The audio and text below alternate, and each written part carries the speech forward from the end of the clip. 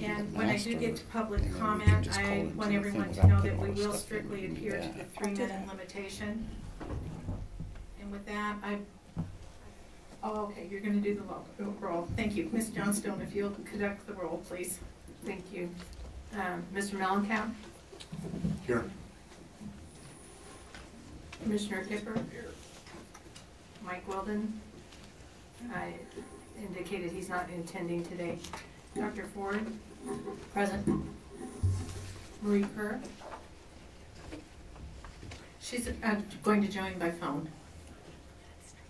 Dr. Klein? Here. Ms. Lewis is not here. Ms. Johnstone, I'm here. Ms. Atkins? Present. And Chair Campbell? Present. Thank you very much. I'm going to open it up for public comment. Excuse me. Is there any public comment in Carson City? There doesn't appear so. Do we have public comment here in Las Vegas? All right, thank you very much. Next item on the agenda is the approval of the minutes from the January 10th board meeting. Are there any additions, corrections, or changes to those minutes? Madam Chair, I have one question. I don't know if Mr. Hager can answer, but on agenda item 8, B, recommendation 9, it's showing four items that we approved, and I thought that was the initial list in the board packet, but then there was 5 things that we approved. And if I had really been prepared, I would have gone back and looked at all of them. But for the record, John Hager, yes, the recommendation was to approve A through E. What you see here in the bold on the top of the page just goes through D because that was the agenda item as it appeared in the agenda. But the recommendations A through E in the board report were what was approved. So you're correct, there were 5. so should all 5 be in here? No, the motion was to adopt the recommendations A through E submitted by staff in the current report for plan certification and management. The items that you see here in bold at the top of the page is a copy of the agenda. So when we do the minutes, we put the agenda item in and then put what the motion was. And sometimes you need to go back and look at the report to get all that out of it.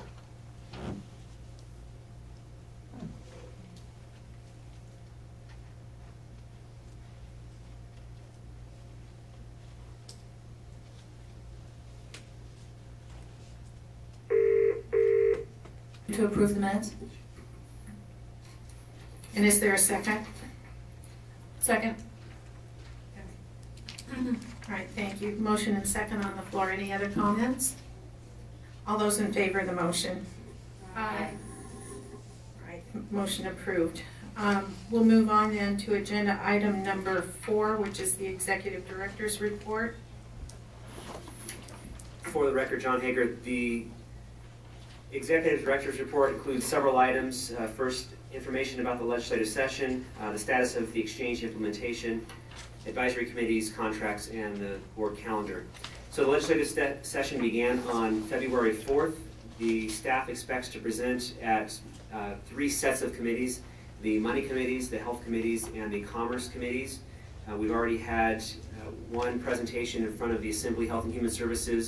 There's another one scheduled in front of Senate Health and Human Services, and another one in front of the Assembly Commerce and Labor. We are currently tracking several bills. AB 65 we'll discuss in an upcoming item, which deals with the open meeting law, and then 2 BDRs that have not actually been introduced on the floor yet, so we're waiting to see how that language flows out.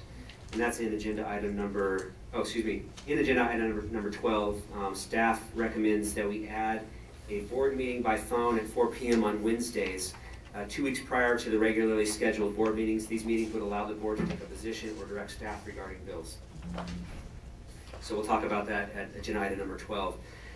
Federal regulations that have come out, there was incentives for non-discriminatory wellness programs and group health plans. The exchange had no comments on that regulation. The Medicaid Children's Health Insurance Programs and Exchanges, that's item CMS 2334P, was submitted, there was a correction that was sent out about a week ago that we missed. The comments are actually due on February 21st, so staff has not yet sent those comments to CMS, and we intend to provide those. They will be available on our Federal Guidance and Nevada's Comments webpage under the Resources tab. Mr. Hager, let me interrupt. It sounds like maybe we have connection on the telephone. Ms. Kerr, are you with us? Okay, thank you. It should be noted that in this latest regulation, there was an entirely new requirement to include something called a Certified Application Counselor, or CAC as we're calling them because it's easier. CACs are volunteers who are certified to perform enrollment functions. So fortunately, we have set up our processes with the navigators and the enrollment assisters to create a certification process through the DOI, through the Division of Insurance, to be exchange enrollment facilitators. We think that that process can easily be used to certify the CACs. The main difference, of course, is that the CACs would not be paid by the exchange, so they would go through the certification process like any other navigator or enrollment assister. They would go through the 1 or 2 hour training to get the understanding of what we have on our web portal, and then get their login ID, and then after that they would be paid by whatever entity that they get paid by. So I think that we've got processes in place that will easily absorb that new requirement, but it was a surprise, and we have requested that that the Fed stop surprising us, if you will. It's we were lucky on this one, but we made. What did President Obama say? Did you body that one? Well, we are in constant contact with CSIO, and they have indicated that the rulemaking should slow down relatively soon here. The technical implementation, you can see on attachment A, the implementation of the exchange. The first page is pretty much from today what we have left to do, a simplified version of what we have left to do. The actual project plan, I think, is 1,200 pages or 2,000 pages. I can't remember exactly. It's quite a bit. The second page kind of shows where we are in relation to the individual milestones. The core areas, these release A, B, and C in the middle, we are ahead of schedule. Those are the core functionality or the requirements gathering that is the critical path items. And you'll see that we are ahead on those. There are other items that we are behind on. The two that we are furthest behind on deal with the call center. We currently are working through some details with the fact that we have a service level agreement that requires a 60-second time to answer for Xerox.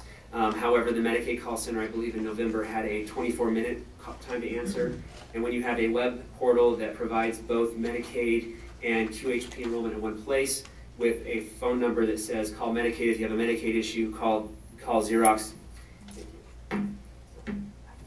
and call Xerox if you have a QHP issue, we expect that a lot of those calls will end up going to the call center that has the lowest time to answer. So we're concerned about that. We're concerned about how the service level agreements might be impacted with Xerox and the degradation to our customer service. So we are working with the Department of Health and Human Services and the Division of Welfare and Supportive Services to come up with some ways to mitigate that requirement, that concern. That could require some adjustments to the contracts, which affects the implementation plan. Item that's at the top that's further behind. The implementation plan itself is done. We need to get it into contract, and that's what's behind there. And then the other one was the Las Vegas call center was delayed because we wanted to make sure that we provide the proper facilities in Las Vegas, and so that's why those two items are a little further behind. Upcoming deadlines, you can see we've expanded that a little bit. You can see the navigators and enrollment assisters request for application grants that we'll discuss in a coming agenda item today. When those applications are due, the marketing phases 2 and 3, we're actually in marketing phase 1, and we'll talk about that. We also have an item here called the Exchange Summit in June of 2013. We're going to invite various we're going to invite the various groups, the carriers, the brokers, the consumer advocacy groups, providers, and even consumers. We'll have additional web demos. We'll having discussed web demos with the board earlier today, we will probably bring a web demo back to the board in March or April. But we will have web demos for the public in June. We will have our branded name at that point, and a lot of good information, and we believe that the DOI will be attending that with us and presenting with us. You can see QHP Xerox integration go live is October 1st. Marketing phase 3 is during open enrollment, and then the first data coverage January 1st. The advisory committees are wrapping up their work. We have 2 advisory committees remaining, assuming that the board doesn't have a problem with the recommendations of the Reinsurance and Risk Adjustment Committee, the Consumer Assistance Committee, and the Plan Certification and Management Committee, and we're working with the chairs of those committees to schedule meetings in the future. The February 19th Consumer Assistance Committee has been canceled. The February 25th committee meeting for Plan Certification and Management is still going forward as scheduled. John? I'll skip ahead to the board calendar. We took one item off, which was the plan for use of information to strengthen QHP accountability and functioning of the exchange. That was an item that was in our funding opportunity announcement. That is the grant application requirement. And when we asked for guidance on that, we have received no guidance on it. We don't know really what it is specifically. So we're delaying on that one till we get a better feel for what that is supposed to be. The review and approval of the audit protocols and standards for the exchange, we intended to bring that to today's board meeting. As we got closer to posting, we decided we needed to do a little bit more work on it, so we're going to refine that and bring it back to the March board meeting. And other than that, the calendar resembles quite a bit what was at the committee, or at the board at the previous meeting. With that, I'll be happy to take any questions. All right, do we have it? For the record, please note that Ms. LaVon Lewis has joined the meeting. To join the conference as the host, press star. Otherwise, press pound. I'll go call Vegas. That's coming from Please enter your host password followed by pound. Sounds like maybe we might have a There connection. are 10 participants on the call, including you. You are joining your conference as the host. For a menu of available commands, press star pound. All right, thank you. Ms. Kerr, are you?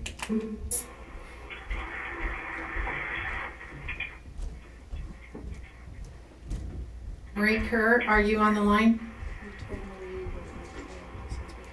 Okay. For those of you that are joining us by telephone, if you would all please mute your phone. Please do not put us on hold because it usually puts us on a music channel from your company or whatever. And if you do participate in public comment later today, we are strictly adhering to the 3-minute rule. And if you do speak on public comment, please identify yourself for the record. We did start the meeting about 10 minutes ago. We've gone through the first public comment, we've approved the minutes, and we've just received the executive director's report. And we are moving on now to agenda item number 5, unless we had any questions for the executive director on his report.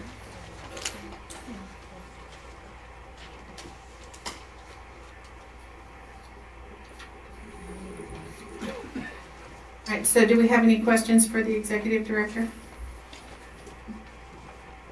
Being none, we'll move on to agenda item number 5, which is the review of legislative bills. For the record, John Hager. Agenda item number 5, as the chair said, is the review of the legislative bills. Because we've had so many publicly noticed meetings, we are very interested in the open meeting law. AB 86 revises various provisions relating to the open meeting law. We were originally concerned about a few of the provisions. After several discussions with George Taylor, who is the open meeting law expert, we decided not to submit the language that we've discussed here. That our deputy attorney generals have indicated that we don't need to worry about these provisions, that they don't affect us, and that we can continue to operate as we do today. We will continue to monitor this bill because if there is an amendment that's introduced that could impact us, we want to make sure that we are speaking up on that. It's a very important bill given that we have had something like 48 or 49 publicly noticed meetings since this board was formed.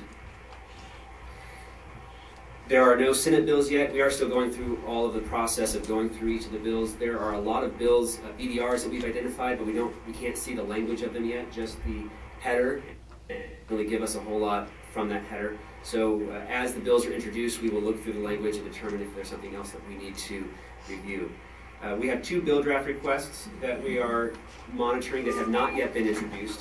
The first is the exchange bill draft request. The language for that is found in the attachment. It basically reiterates all of the policy decisions that the board has discussed. So the first item is to retain interest on the interest that's earned in the budget account. Currently, all the interest of the exchange goes to the general fund. However, we don't have any reserves to earn interest on at this point. So the goal of this would be once we start having reserves, that interest that we earn would be able to be maintained within our budget account. We would like the board has approved a policy to request that the state exempt fees charged by the exchange from the premium tax. So currently carriers pay to the state a premium tax equal to 3.5% for foreign carriers or 1.75% for domestic carriers. The exchange fees charged to insurance carriers are new fees imposed by a state agency. It is taxes should not be paid on fees charged by a state agency. Therefore, the exchange requested that the tax imposed pursuant to NRS Chapter 680B not apply to any fee charged by the exchange. It should be noted that the NRS Title 57 contains over 100 categories of fees and assessments, most of which are borne by insurers as part of the premium tax. There are currently only 3 main exempt fees or assessments. That's the DIR assessment, the Insurance Guarantee Fund assessment, and the Life and Health Guarantee Fund assessment. The third section authorizes the exchange to offer supplemental products. Currently, there is a section in our statute, I think we discussed this at the January board meeting, that says that the exchange can only offer qualified health plans on the exchange. That would not allow theoretically dental or vision plans. However, we also have a statute that says we shall comply with the law, with the Affordable Care Act, which requires that we set up standalone dental products. So the federal law would trump the state law. This will bring our statutes in line with the federal law and also give us the ability to sell vision products and potentially other supplemental products that the board may decide is appropriate for the exchange. And then there's other various housekeeping items. The final BDR is the DOI omnibus bill.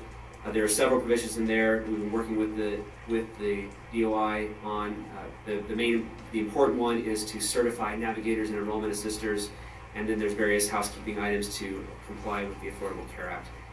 And we don't have the final language on that, so that BDR is not here. With that, I'll be happy to take any questions. Hi, John. I'm sorry. This is Marie.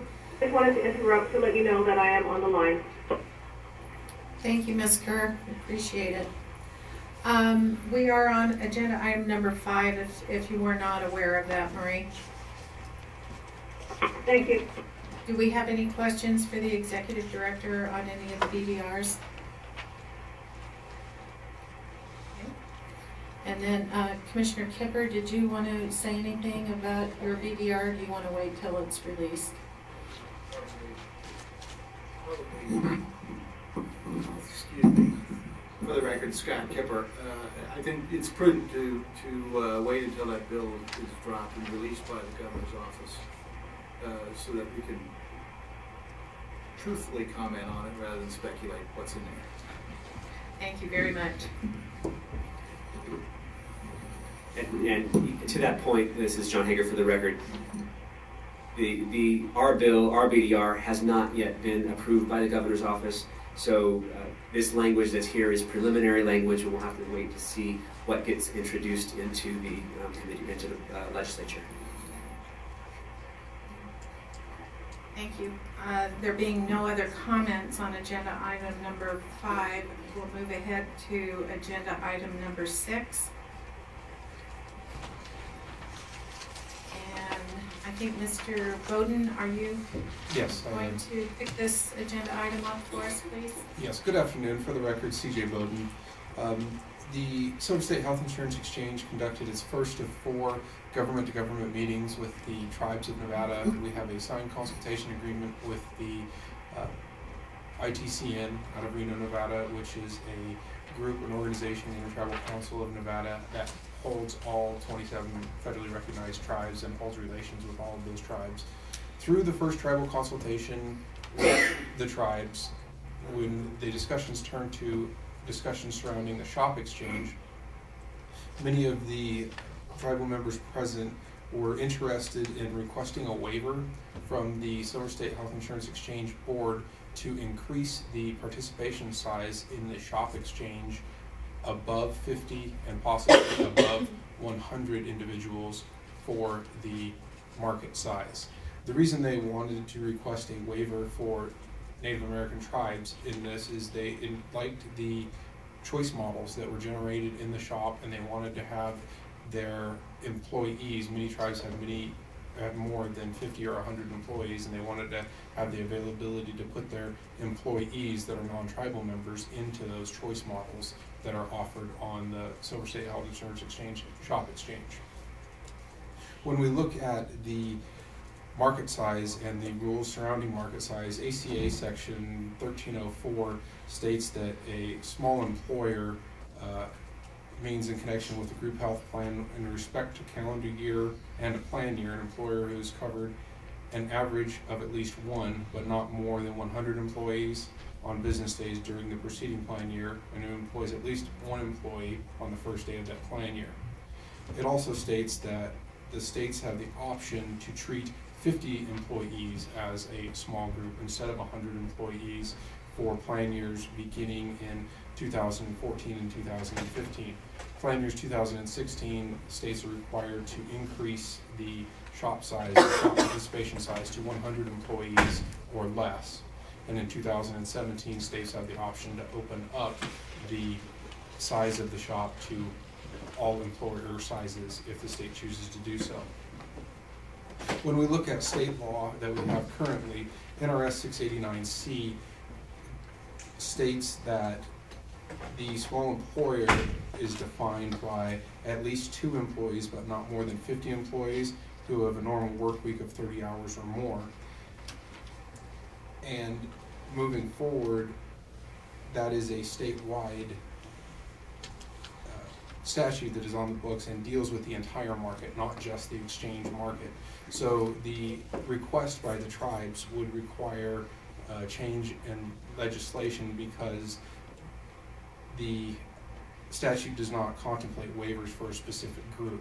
I wanted to bring this request forward through the consultation and bring it to the board about the tribe's request to increase the shop size or extend a waiver to tribal employers for the shop.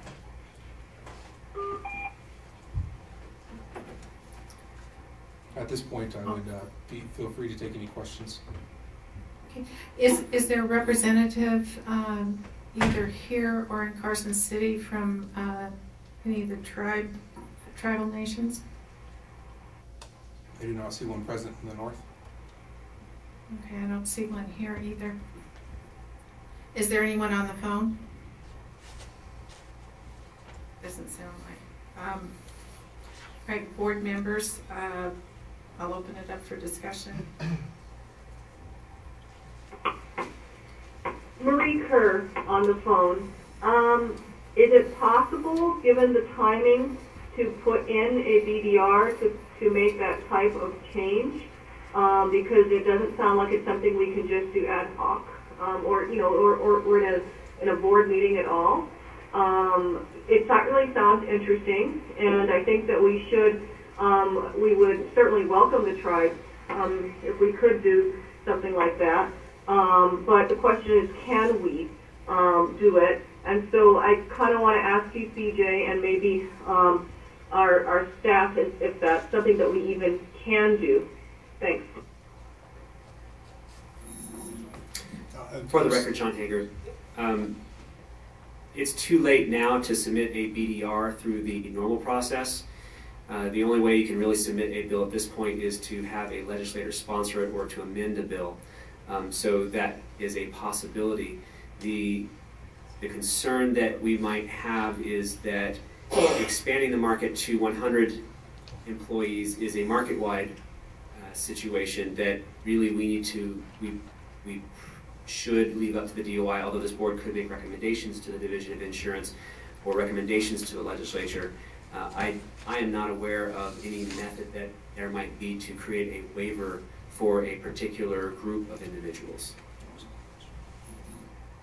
Yeah, I don't think we should or could. I mean, that doesn't sound like one of those things you can do legally. You create a legal waiver for just one group of individuals.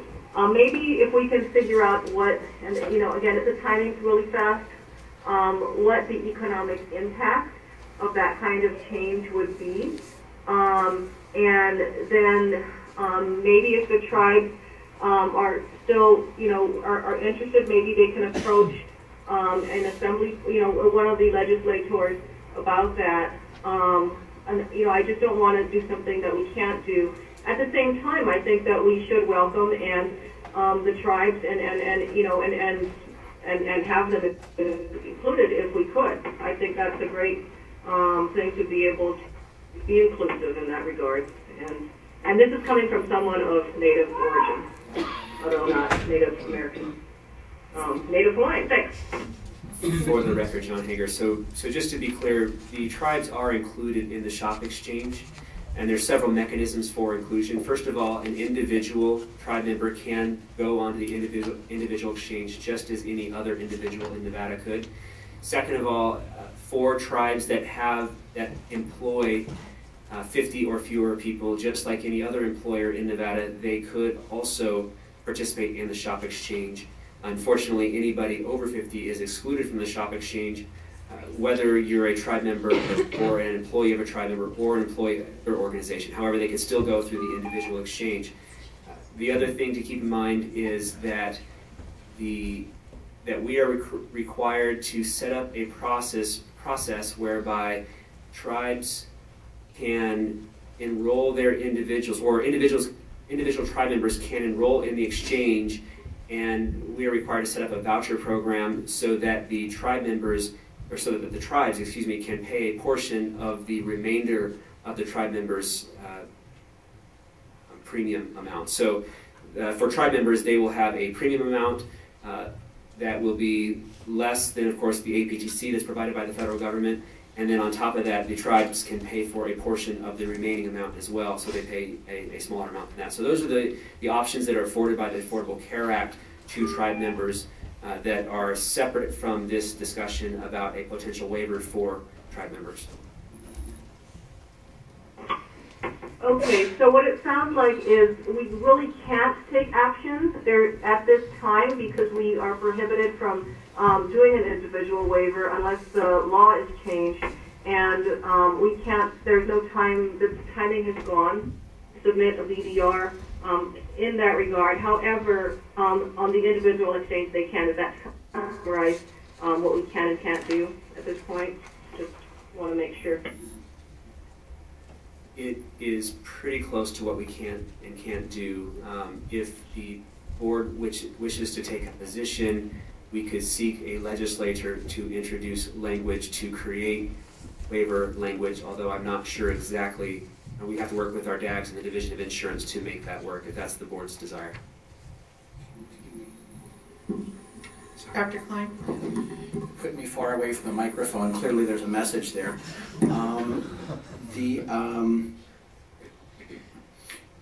Remind me, in 2 years we have the option, the Health Insurance Exchange has the option to expand to 100. I'm sorry if I missed that. I was a little bit occupied with something else. In 2 years we are required to open it to 100 or fewer. So really we're just talking about a 2-year delay between their request and when? You know, I'm not sure, but CJ, maybe you can answer this. I thought the waiver was also included employees over the 100 mark. Did I understand that correctly? Yes, through consultation, the tribes expressed the interest to have the shop open to Native American employers that have groups over 50.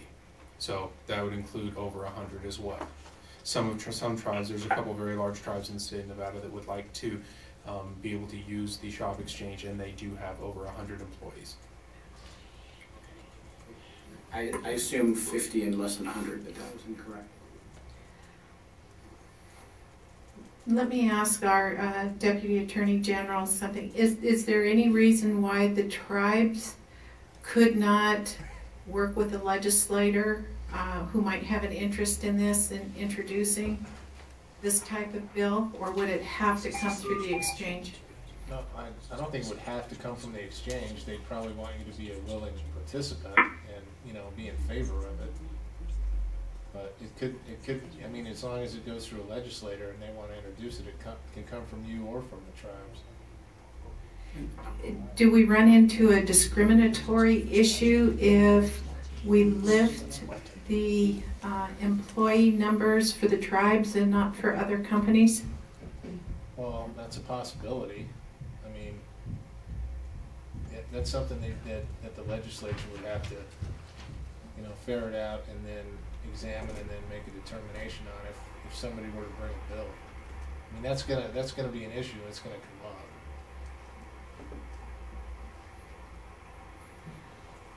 Do we have any other comments?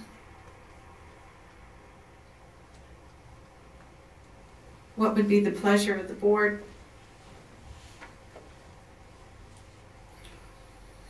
I mean, I would like to have some legal advice that, I mean, I'm not a lawyer, but maybe Ms. Atkins can help us, or the AG can help us, but it seems like it's pretty blatantly discriminatory, and I'm not sure how it would stand a legal challenge. So, I mean, I think before we even do that, probably we need some advice, perhaps from the AG's office, that would say this is even possible.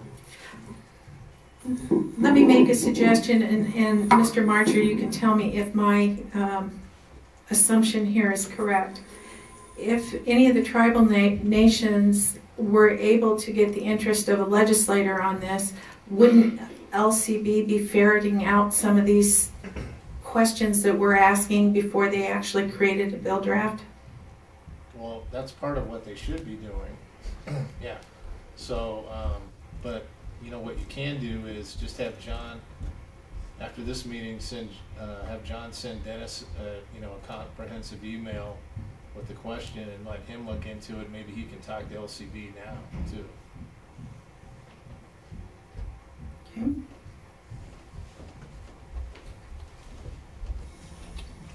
Madam Chair? Yes. Jeff Mullenkamp for the record. So I have a question. This statute appears to be the Department of Division of Insurance statute. Is that correct? That we're looking at? Yes. So I guess the question I would have is how far-reaching would this type of implication be? And I would think that we want the Division of Insurance to weigh in on whether, you know, how broadly this could be interpreted if we were to make some amendments here.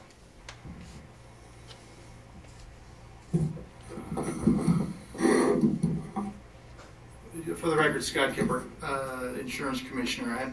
I think that just looking at the bullet point actionable item, I think that the direction would be to go the entire small group marketplace, if that's the desire of the board to move the size for the entire marketplace to 100 rather than try to carve out specific employers or employment groups or protected classes of individuals would make more sense. This is Marie Kerr. I have a question regarding the definition of employer size, and I think I actually brought this up a long time ago. When we're looking at an employer who may have subgroups within their, for example, someone who owns 10 businesses that stand independently, or a tribal nation that has 10 different divisions.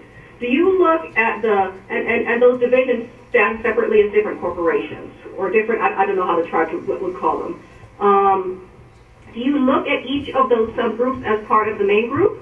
Or do you look at them as, so that this person who may employ 101 people wouldn't be included in the 100, or 51 people wouldn't be included in the 50, but each subgroup only employs 10 people? How do you define that?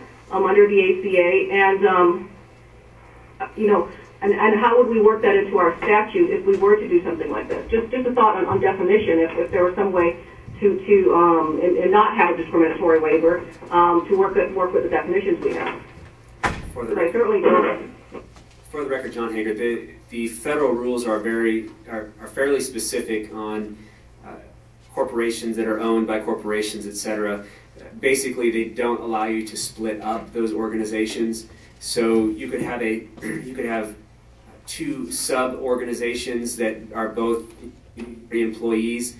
That organization as a whole is required to provide coverage to their employees or face a penalty. Now, as far as the group size, I don't recall how that is measured that's for the penalty. For the group size for being in the small group market, I think it's the same thing, yes. But it's a complicated law. I have a question, it's Dr. Ford. I'm looking at what we voted on September 13th, 2012, to have the small and mid-sized groups stay separate for the first 2 years. Is there a possibility that the board could overturn our own decision and make the first 2 years include both groups? I remember there was a lot of discussion about what that would do with risk and merging those two markets.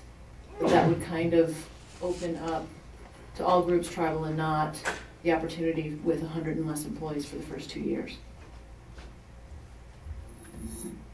For the record, John Hager, the board can reverse its decisions. However, I'm not sure if there's enough time at this point to change that decision for 2014. And maybe Commissioner Kipper could ring in on this one. But the plans are already building their rates. I don't know how adding that up to 100 would affect their plans and their rating and how that will work. So it might be too late for that. For the record, Scott Kipper, I would not want to speculate as to what the plans can and cannot do as far as pricing goes. I would imagine that given a change at this point, going from 50 to 100, first of all, the legislation wouldn't pass and be signed until April at the earliest, June at the latest, with an effective date of either on signature or September 1st or even January 1st. So even if this legislation were to move and expands to 50, I think it would be extremely difficult, if not impossible, for plans or carriers to price a product or create a product that would be eligible for a 10-1 open enrollment. I think the other issue too is that if some of these larger tribes are over the 100 employee mark, it doesn't address their issue either. That's quite correct. Ron, do we have any feeling for the cost for being an individual member of the exchange versus going to the shop exchange in terms of cost per member? What we think will be? For the record, John Hager, not really. We won't really know until we get the rates from the carriers. There was a report that was done back in, I think it was in July or June, that was brought to the our committee, Plan Certification Committee. My recollection is that our actuaries thought one would go higher and one would go lower, but it was the opposite of what was going on in the rest of the country, because I remember thinking that didn't seem right. If let's assume for the sake of discussion that the price is the same in the shop and the individual, then really the only advantage the tribes would gain through the waiver would be avoiding the penalty. So if we could somehow, I'm wondering if we could get at it by just somehow figuring out a way to waive the penalty, if that would accomplish the same thing. So I think I'm not sure about the penalty side of it, and I think the tribes have special issues for penalties, although I think that just applies for the individuals.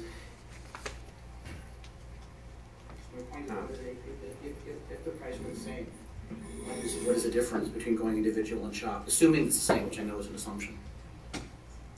The difference is your eligibility for the APTC and who pays your subsidy.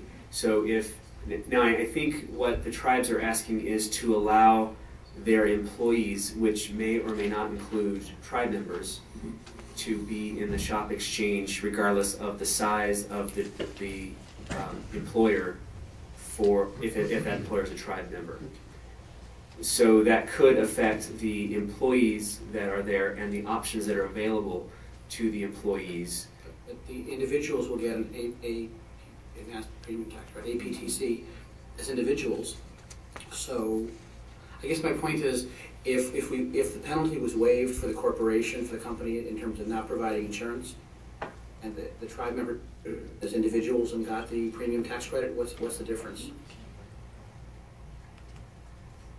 Slightly different products and slightly different premiums, but I don't know which way. I guess what I'm saying is another way to perhaps approach this, if it's all possible, would be to simply have the penalty waived for the tribal corporations. I don't know if that's another way to get it that might be legally easier.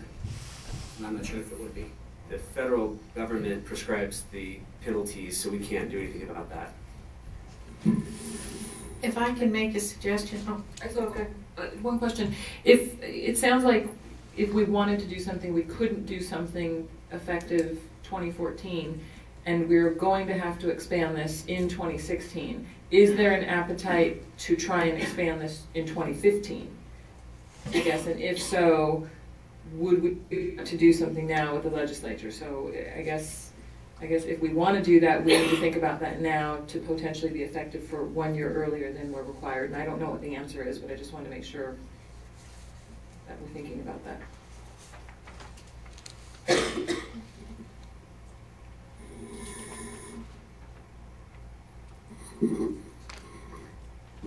Madam Chair? yes. This is Leslie Johnstone. I'll just give my opinion as one board member. I think we've got so many moving parts here that we just need to go with the rules as we have developed them to date.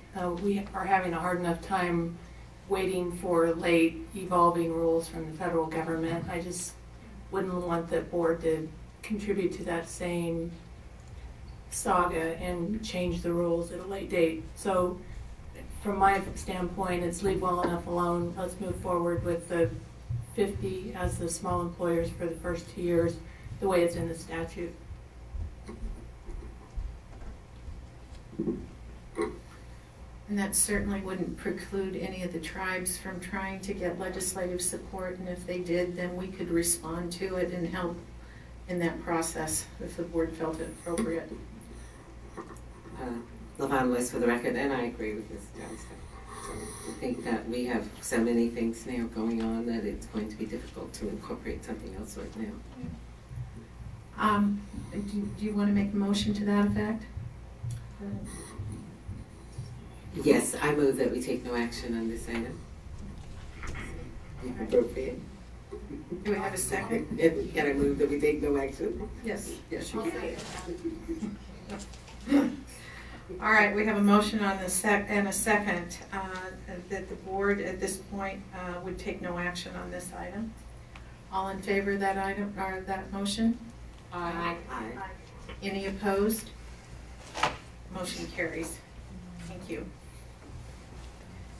Moving ahead to agenda item number 7, I believe we've removed that from the agenda today.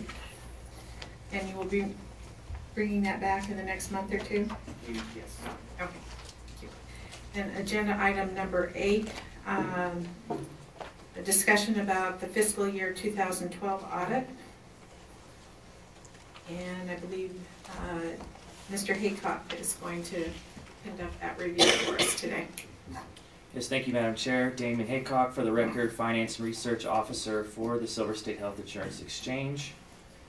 NRS 695I requires that the board provide an audit of its functions and operations on an annual basis. However, since the exchange is not fully operational and is not scheduled to accept enrollees to that October 1, 2013 date, the audit that we did have performed was performed on state fiscal year 2012 expenditures and grant compliance functions. In November of last year, we requested from the Department of Administration, Division of Internal Audits, that actual audit. And based on the results of their review, there were 5 recommendations provided to the exchange. In January, we submitted our response to the Division of Audits, and Division of Internal Audits, and those are attached in Attachment 8A, and I will go over them briefly to try and keep on schedule. The first part of Attachment AA is the letter from the Division of Internal Audits that goes over the recommendations starting on page 2. But I'm going to skip ahead to our actual response that summarizes those recommendations and then the response that we submitted. The first recommendation was to develop written policies and procedures for our fiscal years to include grants, contracts, purchasing, and travel. This is a standard practice among state agencies to build internal controls. It is set up in the State Administrative Manual, and we actually drafted those internal controls. They are attached as Attachment 8B if you would like to peruse them later. They basically answer most, if not all, of the recommendations from the Division of Internal Audits. The second recommendation was to ensure no contracts are issued to debarred or suspended parties, that there was no existence that the Division of Internal Audits could find that we had done that check and balance. We have annotated that in our internal controls to demonstrate the process that we do perform that check internally before we award any contracts or subgrants. The third recommendation was to complete and maintain semi-annual certifications for employees whose wages are funded solely by a single federal award. Staff in our office drafted a form that we submit out twice a year, not only to ourselves but to those receiving funding from a single federal award to meet this requirement. That too is described even further in our internal controls document. The fourth recommendation from the Division of Internal Audits was to comply with the state's grant pre-approval requirement. Basically, that requirement states that before you submit any grant application that you run it past the LCB or Legislative Counsel Bureau and the Budget Division of the Department of Administration. So before you hit the submit button, you got to give them a heads up. In our attached internal controls document, we actually demonstrate that process to file those grant requests with both the Budget Division and the LCB, so that we feel that that recommendation has been met. And then finally, the fifth recommendation is a series of accounting transactions. There were some exceptions found, and one of those was a contract log finding. Another was a missing receipt on a missing signature on a receipt. There was something that had to deal with travel as far as claims being paid for meals higher than the GSA rates. And there was also some purchase order discrepancies. All of those findings were extremely minute. They could be attributed to some clerical errors. And we, again, in our internal controls document, outlined not only the process, how we were going to alleviate or minimize or even mitigate those issues, but how we're going to also increase our review of our processes. So to make a long story short, we feel that the exchange met the recommendations of the Division of Internal Audits, and we're very thankful that they provided that service for us, and that our internal controls document is something that will help guide us in the future to avoid these issues and to keep our efficiencies up and running. And in future years, we hope to also include an operational audit to meet that NRS. Does anyone have any questions? Do we have any questions of board members? Jeannie, I have one question for you on the revenue section under internal controls.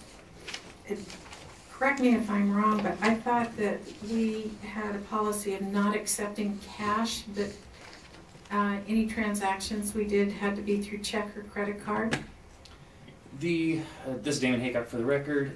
We have to submit a control for cash receipt if there's a possibility that we will receive cash, whether we're allowed to or not.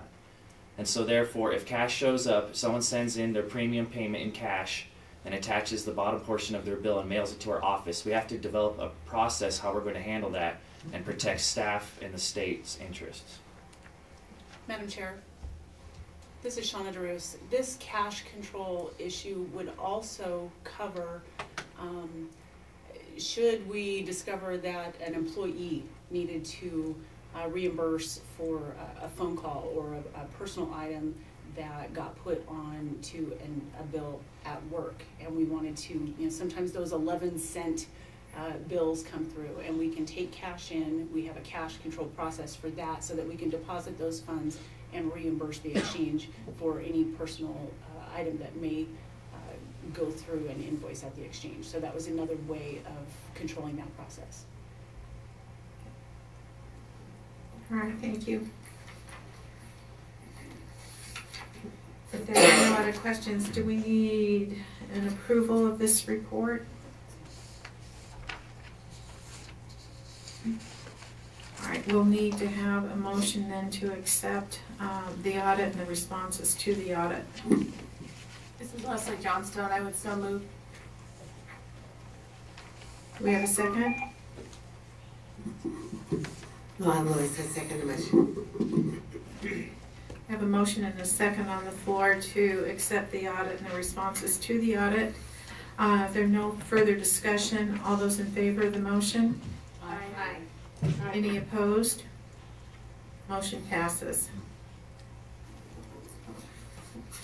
Next item on the agenda is the report on the marketing and advertising strategy, and I think we have some people here in Las Vegas that are going to be part of this presentation today. Okay. Madam Chair, for the record, CJ Bowden. Yes, okay. And if you want to come forward. I'm here to present the Exchange Marketing and Advertising Strategy Update. In October 2012, the Exchange issued a request for proposal RFP number 2006 titled Affordable Care Act Exchange Marketing and Outreach. This RFP asked prospective vendors to put together a detailed plan to help the Exchange meet its awareness and enrollment goals and address all of the requirements outlined in the 3 phases of the marketing campaign. In total, the Exchange received 8 responses to the RFP, and the evaluation committee selected KPS 3 of Reno, Nevada as a result of the highest overall score. The RFP and the final contract can be found on our website, and KPS 3's proposed budget for the project was approximately $7.2 million. The final negotiated contract price provides for up to $6 million of authority through March 31st, 2014.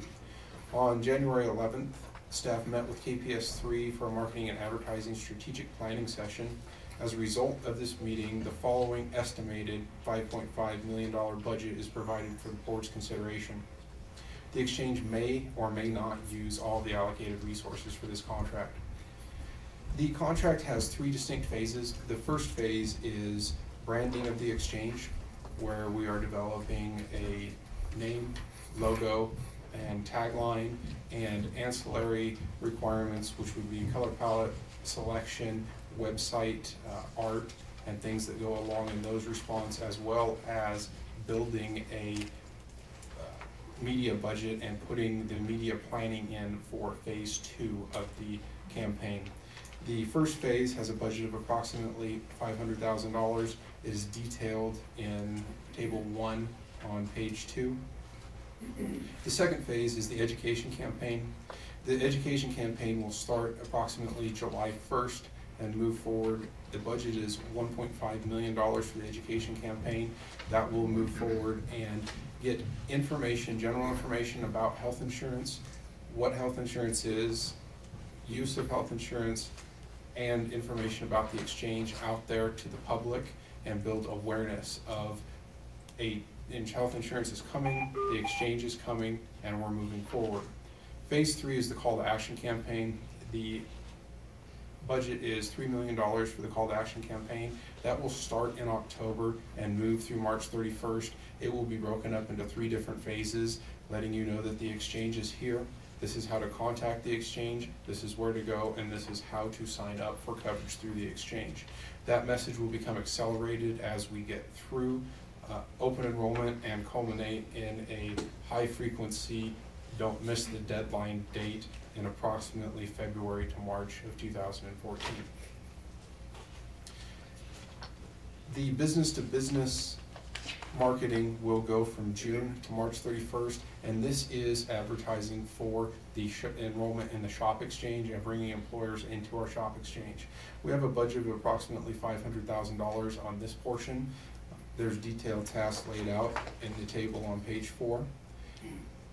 At this point, if the board has any questions about detailed budget items, I would like to take this time to answer those questions before we move into a marketing and update report from KPS 3. Madam Chair, Lynn Atkins. Go ahead. CJ, do we know which ones of these items are going to be subcontracted out, if any? And if so, can you tell us what those are? Subcontracting out, I mean, there's going to be printing subcontracted out, there's going to be media buy subcontracted out.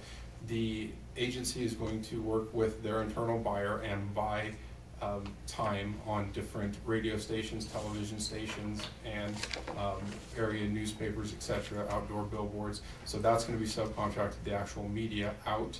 And then some of the outreach will be paid for in a advertising manner. I don't know if we're going to use a subcontracted person or if we're going to work together with family resource centers or federally qualified health centers to help get our message out there, but it would be more of a pay for service than a subcontract that is issued. If I might add a follow, I thought there was these surveys, I thought those were going to be subcontracted out. Yes, that's an excellent point. Thank you. Ms. Atkins, I did forget about the pre-campaign survey that is in phase 1. We have a mid-campaign survey in phase 3 and a post-campaign survey at the end of phase 3. Those are subject to be subcontracted out to a vendor. We're looking possibly at Applied Analysis out of Las Vegas to administer those. And when we get into the presentation with that, that KPS 3 is delivering, they're going to go over a couple of different issues that we may change in the survey process to help lower the cost on those surveys. Thank you. And CJ, I just had a question. It's a general one, and it applies to phases 2, 3, and 4, just the way that it's broken down. When you look at, take phase 2, where you see brochure production, 30,000, does that cost include printing, or does that fall under consumer media placement for the printing? On that, I will have to look to KPS 3 on that. I believe that includes on the brochure production, that will include printing of a standard number of brochures. I'm getting a nod a little bit from KPS 3. That will include the printing of the brochures for each of the different phases. So the education phase will have approximately $30,000 worth of brochures that we print and are able to distribute, and then the call to action will have a different brochure with different messaging that will be printed and distributed. So then if we look at outdoor board production, under that same phase? Yes, that wouldn't be out. That wouldn't be the buyout of the billboards too, would it? No, that would not. So that would fall under media buy. The actual raising of the billboard into the air and having it out there would be under the media buy. The production would be design and production of the skin that goes up on the board. May I ask a follow-up question? But the brochure production and the poster production, those are both hard costs and development? That is correct, yes. Madam Chairman, I have one question. We have expended an awful lot of money, and I'm just wondering if there has been any concerted effort to assure that we have some minority participation in some of these contracts and subcontracts that we may be issuing, since a large percentage of the people who will be enrolled in our exchange will be minorities, because those make up a large percentage of the uninsured. So I'm just wondering if there has been any concerted effort made to assure that there has been some minority participation in some contracts. For the record, John Hager. So I need to let KPS3 respond specifically to the subcontracting to minorities. However, I can speak to the fact that we have a group that is meeting to go through the names that have been provided to focus groups. That group includes a couple of board members. It includes a couple of members from the Hispanic community to make sure that we get the Spanish name correct, because I don't speak Spanish very well. And then, of course, KPS3 and staff. So we have, at least initially, we have started including minorities in this process. We intend to continue to include minorities, but I need to let KPS3 address that specifically. If you wouldn't mind, Chair, if we could have, Madam Chair, the KPS3 do their presentation, then we can come back to some of these questions. Excellent. At this time, for the record, CJ Bowden, I would like to introduce Scott Walquist of KPS3 here in Carson City, and he will start their presentation. Thank you, CJ, and good afternoon. For the record, Scott Walquist, Vice President of Client Services at KPS3 Marketing. We have divided and conquered today. So in Carson City with me to my left is Katie Coleman, Senior Account Manager at KPS3, and in Las Vegas is Stephanie Cruz, President of KPS3, and Rob Gadke, Vice President of Creative Services, who are also part of today's KPS3 presentation team. The contract with KPS3 and the Silver State Health Insurance Exchange was signed on January 9th, and as CJ had mentioned, we dove right in a couple days later, and even that day, in beginning the process and the strategic planning process. And we are thrilled and honored to be here today to update you on what we have been doing and where we will be moving forward. In your board packet is what we're going to be going over. You received a presentation. It's titled Board of Directors Marketing Update. So that's what you can use to follow along with us as we go through our presentation. And what we're going to be doing is first taking a look at the overall campaign's timeline and major milestones. From there, we'll get into more detail into phase one, which CJ had mentioned, and talking about the approach, the timing, the budget, the components, and then we'll also go into phases 2, 3, and the B2B and review their approaches, timing, and corresponding budgets as well. So at this time, I'd like to kick it over to Katie, who will address the overall timeline and major milestones. For the record, Katie Coleman. So we're going to take a high-level look at the overall campaign, commencing on January 9th, as Scott had mentioned, and concluding March 31st, 2014, when open enrollment closes for the exchange.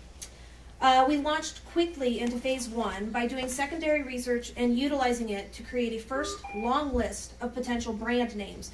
And over the past month, we have vetted this long list through the working group and 4 focus group sessions comprised of members of our target audience. So you'll be hearing much more about our research and findings a little bit later in this presentation.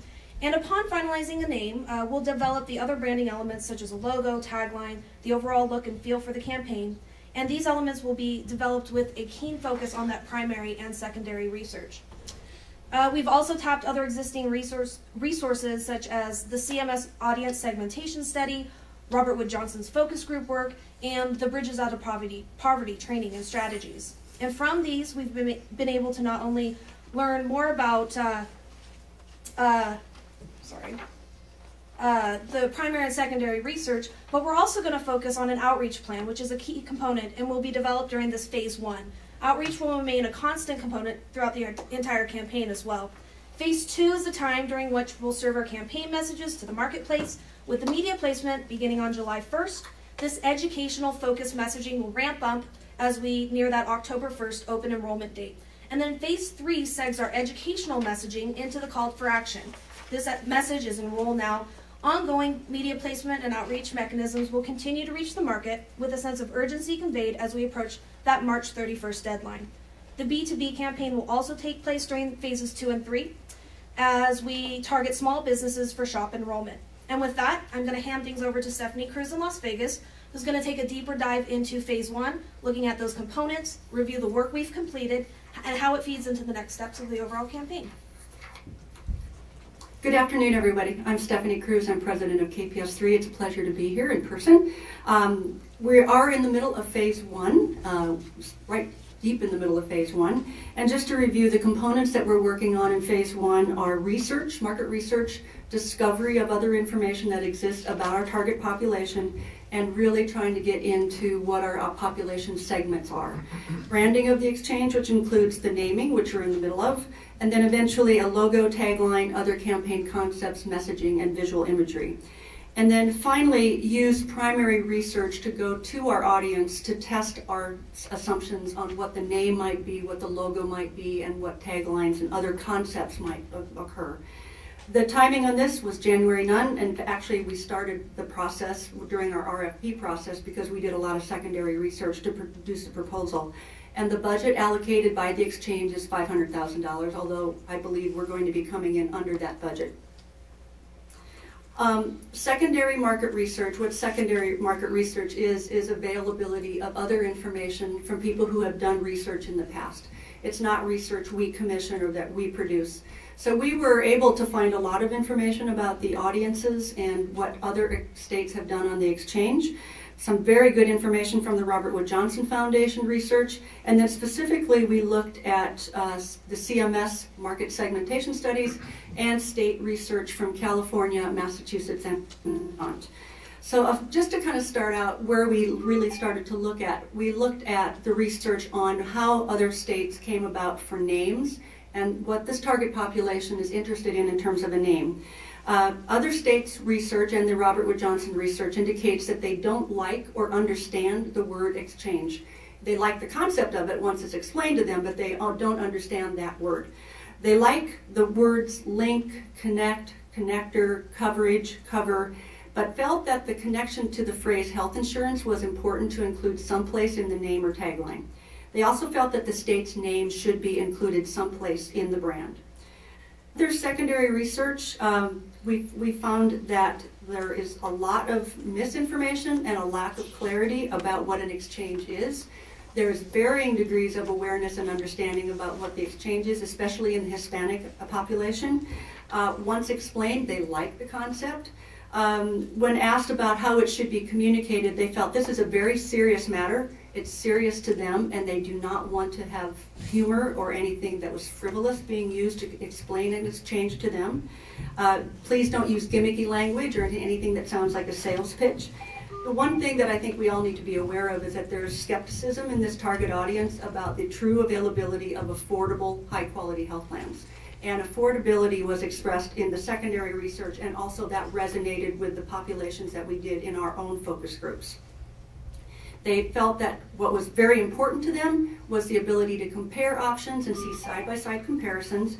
And in terms of what they wanted to have happen, they wanted to be confident that they were making a good decision when they were selecting through an exchange. And everyone, including those who are internet savvy, want an option for some type of help while they're making their choices, whether it's in person or through a call center or something that can help them guide them through the process. Reactions to the individual mandate were mixed. Some say that it would help motivate them, and others felt that they were being forced or fined. In terms of favorable marketplace positioning, it was most important to them to benefit themselves and their families, and then the community as a whole a distant third. They really wanted to make sure that it was a one-stop shopping approach, and we have had great discussions about how do we get that across in our phrasing. Less favorable positioning is that it is operated by the government. There is some distrust about that concept. And finally, they're skeptical of claims that seem too good to be true. So again, we have to be very straightforward and clear in our language and not at all kind of salesy. Moving on page 10 on the CMS lifestyle psychographic segmentation. This was very helpful to us, and as we're starting to really gel our target markets, these are how the CMS grouped the uninsured population nationwide in terms of how they think, act, and buy. It's much less to do with demographics, but it has a lot more to do with their attitudes and their lifestyle. And you can see the segments that are there. There's a number of wide variety of types of persons who we will need to take into account in our messaging and make sure that we don't overly complicate communication, but also not offend any of these populations. More than 92% of them fall into one of three segments. 29% are the sick and worried. They're typically baby boomers or older. They have had some sort of chronic health problem, and they can't wait to get insurance. So they're waiting for this. 48% is a very large segment, and that corresponds with the state of Nevada population. That's what we've called the healthy and young. They're typically male. They're 21 to 29. They often have a high school diploma or less, but they don't feel they need insurance because they're invincible after all. And then finally, the passive and unengaged, they're also going to be very hard to reach because they haven't had an interaction with insurance, and they really don't looking for. Then finally, all of our team and CJ took a training that's a national training. It's called Bridges Out of Poverty. And it really goes into detail about how attitudes within 3 different groups, middle class, wealthy, and poverty, how they differ and how you need to communicate and relate to them, and what might get in the way of communicating to people who live in poverty. And I think some of the things that are really interesting to us and will be challenges as we communicate is that their primary way and their primary hope of success is through relationships, which is why an outreach program and face-to-face and word of mouth and people that they trust will be getting that information to them. That will be critical. It will be as critical as the advertising component. And then another challenge is that it's too difficult for them to think too far in the future. They live in the present, and so it's really difficult to communicate something about insurance to someone who doesn't really think about a future impact. So we have some challenges, especially as we deal with the people who are definitely living in poverty.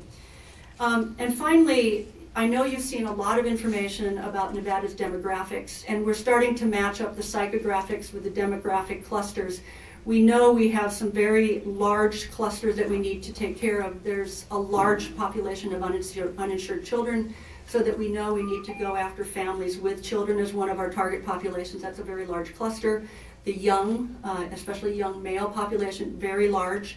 And then of course the Latino population, especially in Clark County, is the one that we're going to have to very specifically go after. So again, we're starting to match up the psychographics with the demographics. And if you want to read even more than this, you also have in your packet what was distributed our strategic brief and our preliminary market segmentation. And it goes into a lot more detail about the target population and some of the things that resonate and don't resonate with them.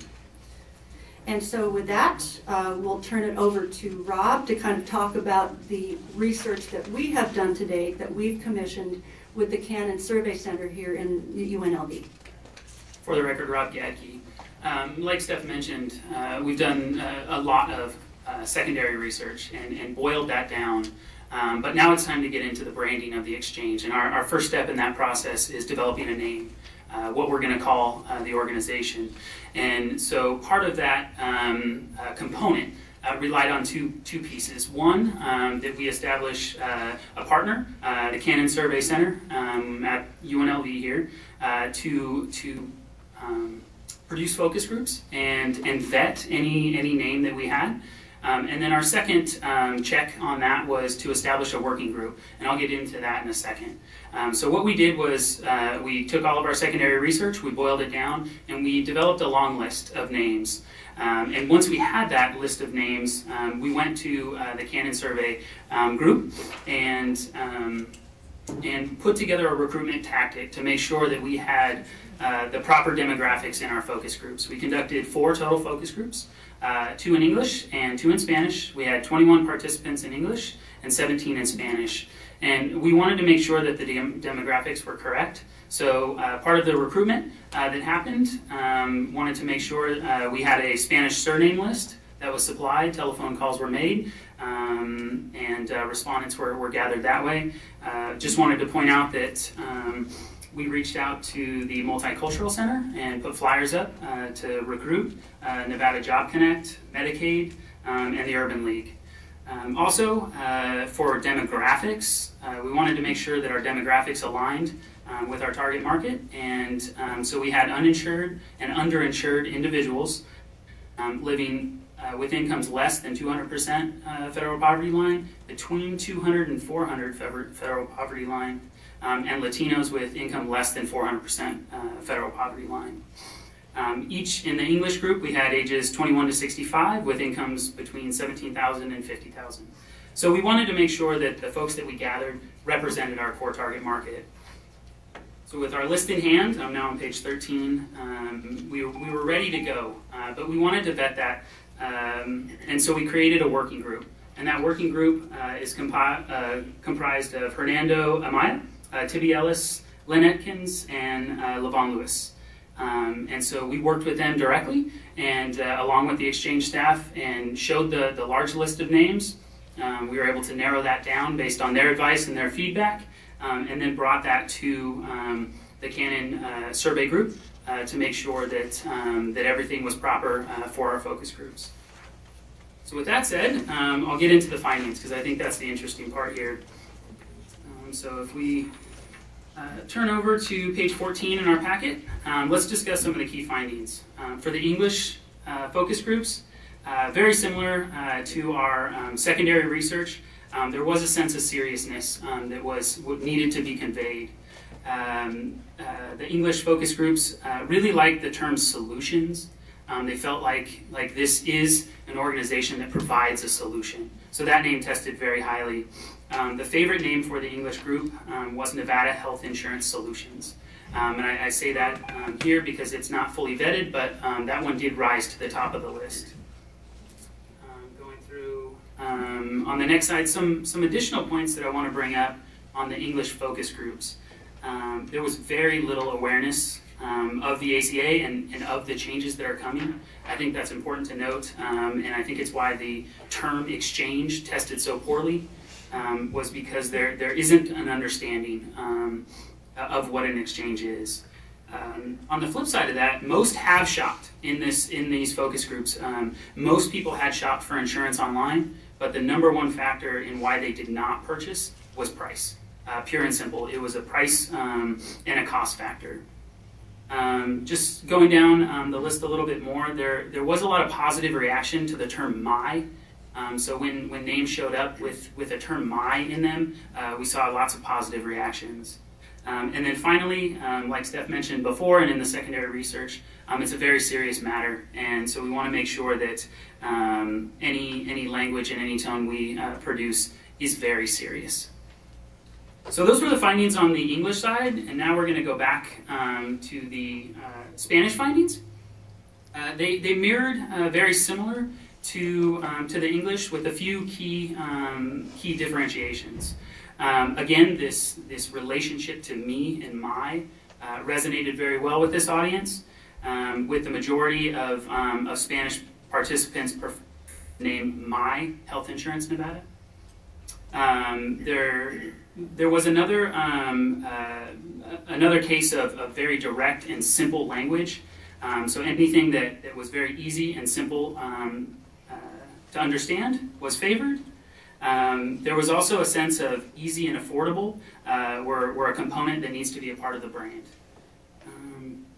Going through here, participants also felt that health insurance should be used when naming the exchange, and that direct tie needed to be made. And then just a few other key points in the Spanish focus groups. Most attendees had no health insurance, and those that did, it was previously provided through work and had not been shopped out. So with that said, we've conducted our focus groups for the first round, and our next steps with branding the exchange is going to be the names that rose to the top of the list. We vetted a little bit earlier, and we're going to continue to vet that with the working group. And we have secured all of the URLs and made sure that any name that we present in our next board meeting does have an available URL for purchase. So in closing here, the next steps are going to be presenting the top recommendations to you guys at the next board meeting, and then going through and doing one final testing to ensure that whatever we are recommending is in line with our target audience. Okay. Stephanie Cruz for the record. Additional components that are still coming to be looking forward to in phase one is a pre-campaign survey. CJ mentioned this, And I just wanted to talk about the importance of doing this type of research in addition to being measured by the enrollment.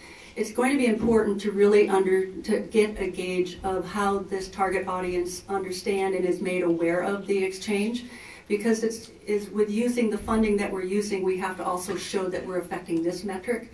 So awareness and understanding of the exchange and measure that in a pre-campaign survey is going to be very important. We have a couple of different options in your packet. It talks about an intercept survey, but we've been talking with Applied Analysis, and they believe that we can get more survey for our money and oversample our target populations through a combination of telephonic and web survey. And they assured us that they are able to tap into people's cell phones and no, I did maybe. Let me rephrase that. To call people on their cell phones and yeah, and get a better sampling of population and actually save some money. So we're going to be evaluating the difference between an intercept survey, which is where you go and you interview the man on the street. You attempt to try to gauge as much demographic information as you can about him. But it's really a lot easier to screen in a telephonic survey because people don't get sketchy about providing information over the phone as much as they are when somebody walks up to them with a clipboard.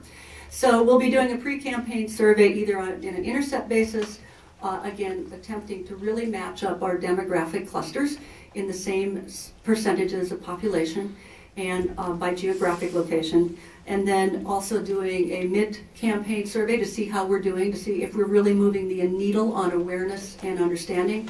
Because part of what we will be doing is really taking a run at improving the health literacy for our population as well, so that they understand how to use insurance and see the value of it once they've enrolled. Other components, we are going to be using a technique that the University of Nevada Psychology Department has been developing, and actually developed 20 years ago.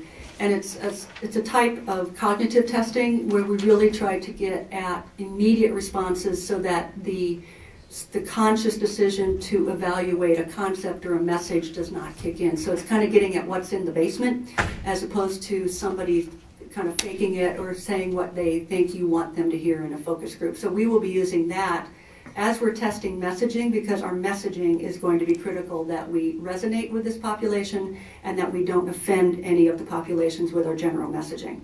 And then finally, we are in the middle of developing our community outreach plan.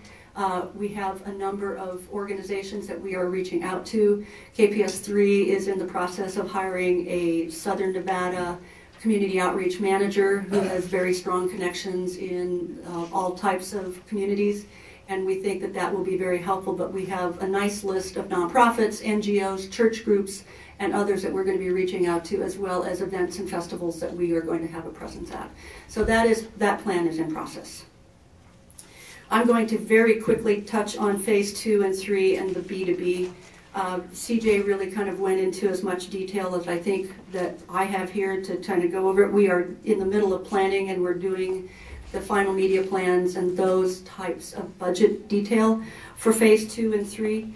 The total budget allocated by the exchange for phase 2 is $1.5 million, and that includes outreach and production and media placement. And then for phase 3, that kicks in on October 1. That is where the call to action really takes place, and there's some place to drive them to actually go. And the budget allocated by the exchange for that phase is $3 million. And then finally, the business-to-business program, it really is meant to work with small businesses to inform them about the availability of the shop exchange and encourage them to take advantage of the shop exchange and get their employees enrolled.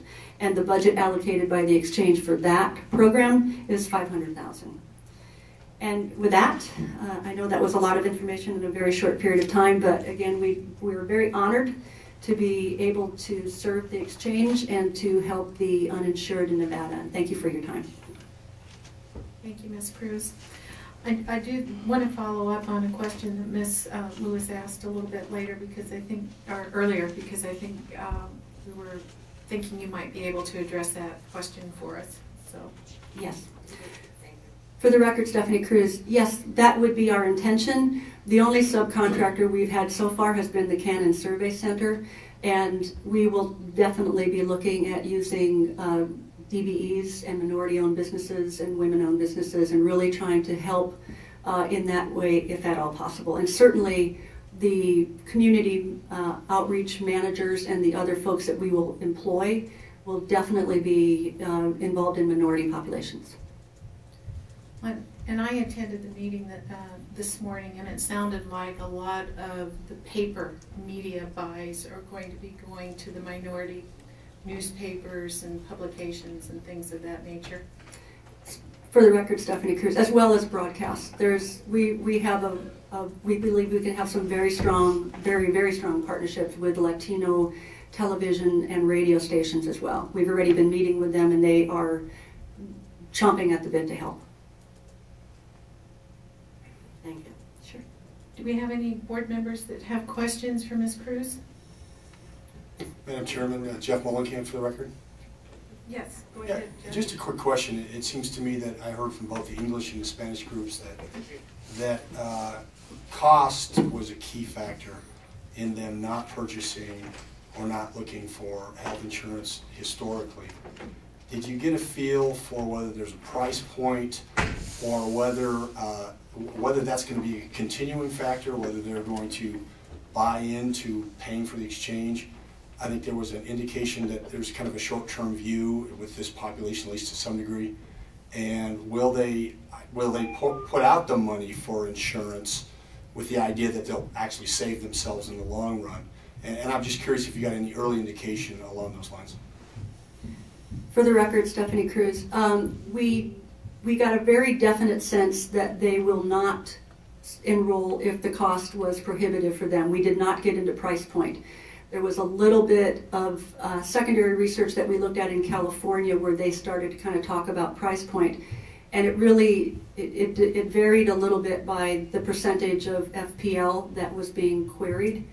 But this group is very skeptical that this could take place for them, that they finally could get affordable health insurance. So they were very firm in saying that no, we're not going to be able to do this if it's much more than X percent of their household budget per month. But we did not get into price point in our primary research. For the record, CJ Bowden, on the national surveys that have been done and the national focus group work that has been done out there, they're looking at an individual price point of approximately $50 to $75, and then a family of four price point of $150 to $175 is what the national polling and focus group tests have shown what people in this FPL level consider affordable. And that would be from 200% FPL down to 138% FPL. Dr. Klein? Perhaps I'm just a bit confused. Are you suggesting that the health insurance, the Silver State Health Insurance Exchange change its name, or do you just have a separate branding thing in terms of Nevada Health Solutions and those things? For the record, CJ Bowden, the Silver State Health Insurance Exchange is always going to be the Silver State Health Insurance Exchange. It is the agency that was put in place to implement the exchange in the state of Nevada. The exchange will rebrand the consumer web portal and the points of entry and put that information out there to the public in an easier to read or easier to interpret way that people will identify with and actually drive enrollment to the exchange, and that they can pass on word of mouth relationship wise and see through advertising. Something that advertises better, has better URL, and will drive people to a consumer storefront. That's what these names would be, is the consumer storefront for the exchange. And I know when I try to explain to people the exchange, I just use the term of a group purchasing organization, which most business people are familiar with. I'm not sure how many individuals would be familiar with that, but when you talk to small business owners, is that part of your business plan? That's just sort of a simple explanation that most people are familiar with. Stephanie Cruz, for the record. Yes, the messaging for the business-to-business program for the shop will be obviously at a different level than the ones directed at the consumer. National research and secondary research indicated they like the term one-stop shopping, marketplace, although marketplace was even not always understood by all of the population. And I'm not suggesting you call it a group purchasing or you brand it that way, but in terms of simply explaining it to people, I mean, that's something a lot of business people are familiar with. Any other questions or comments? Commissioner Kipper? Yeah, good afternoon. For the record, Scott Kipper. In your, I think you've answered my question already, but I want to confirm that in your working with the discussion or the focus groups, the concept of an exchange or the marketplace, were those participants made aware that the exchange is part of a larger marketplace, so that there is a marketplace or health insurance outside the exchange, and that that's not the only place that a consumer may have options? Probably the best option, but it may not be the only option. For the record, Stephanie Cruz. The questions that we asked specifically about the exchange, we first gauged overall awareness that this change was coming. So we just really kind of focused on this. Are you aware of changes that are going to be happening within health coverage area? And that was where we got the very low level of well, we have some awareness but not understanding.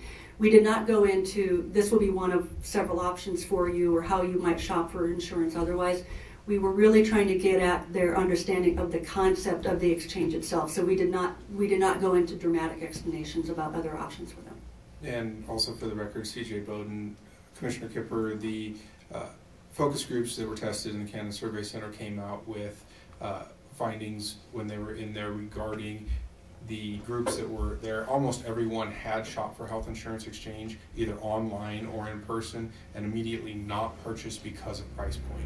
So most of everyone knew, and everyone in the English-speaking groups had actually gotten online and shopped for it. This was just a new segment coming in via the ACA. Any other questions? There being none, thank you very much. It was a great presentation. Thank you. Would we like to take maybe a 5-minute break and then come back on the record? Okay. Thank you, Madam Chair.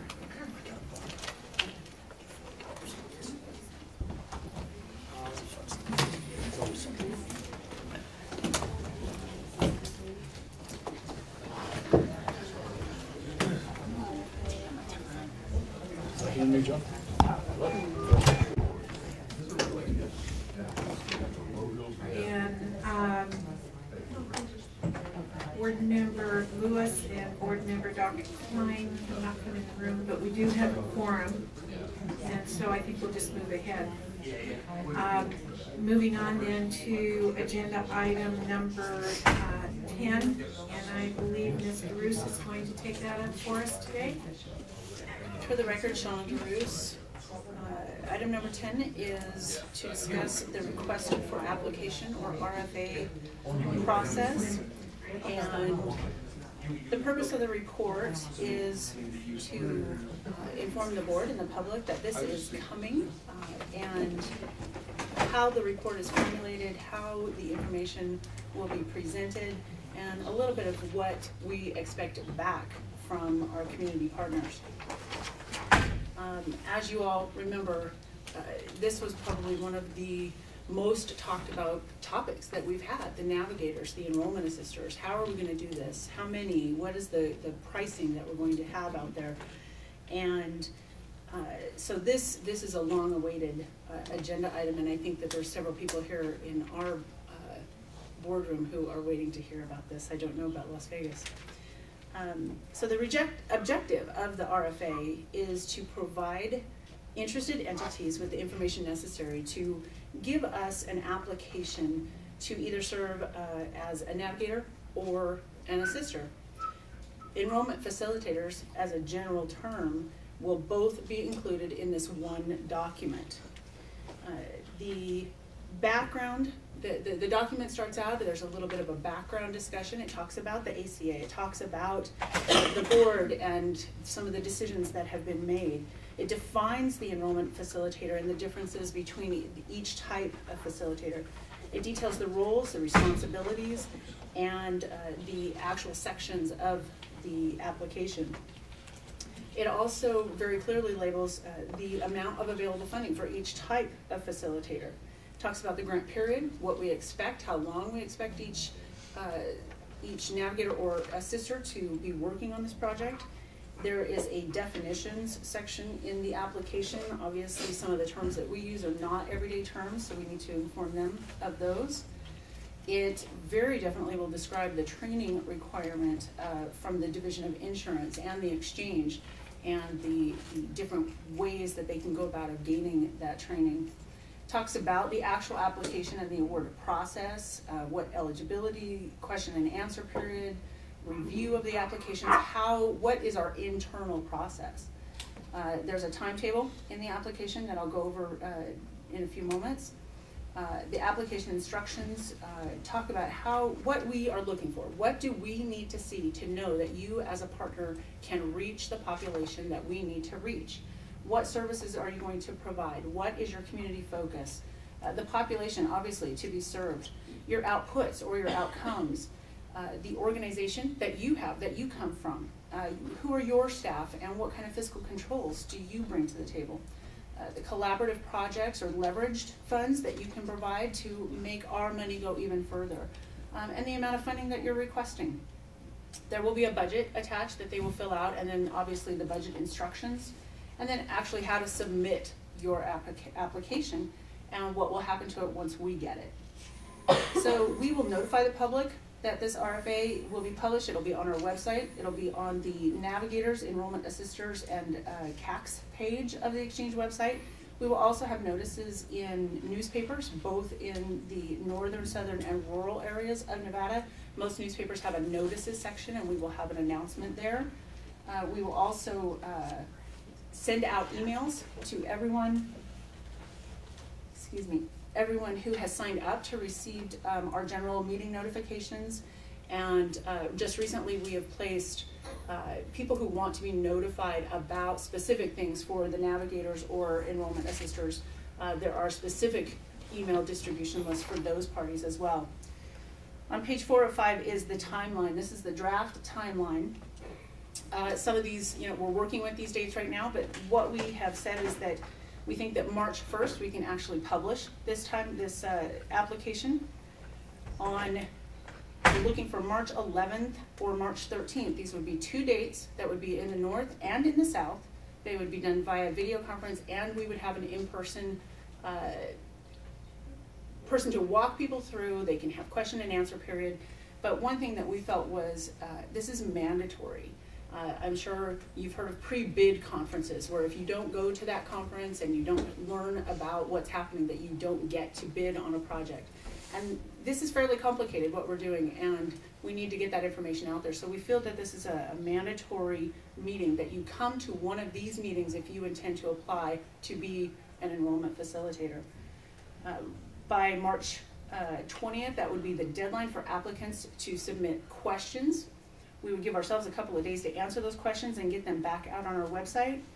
And then by the close of business on April 4th, we would expect the applications in. And then we would give the exchange staff a couple of weeks to go through the review of all of the applications. We would make notes about each application, their strengths, weaknesses. This is not a scoring time for the exchange staff. This is for staff to make notes for the actual committee who will choose who becomes these enrollment facilitators. The actual grant selection committee would then get the list with all the notes from the exchange staff on April 18th. The grant selection committee would have then time, a couple of weeks, to review, make their own notes, and meet on May 2nd to meet and make their final selection as to who these community partners may be.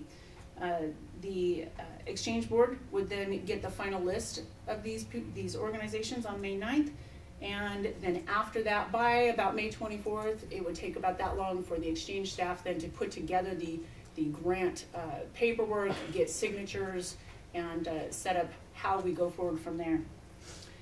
Staff recommends that the board and Consumer Assistance Advisory Committee members are included in the grant selection committee. And because we can't have a quorum from our board members, no more than 3 people is recommended. From the timeline above, you would have time, you would need to dedicate time between April 19th and May 2nd for the review of the applications And then that day, which would probably be a full day, May 2nd, for a meeting to select the participants in the program. So we are estimating approximately 50 hours of time would be required from each grant selection committee member to participate in this selection. In addition to the board and advisory committee members who want to volunteer to be on this committee, the executive director will be on the committee. Staff is searching for a volunteer from the Department of Health and Human Services. And we wanted to note that committee members who go through this process would not be eligible to serve as navigators or enrollment assisters.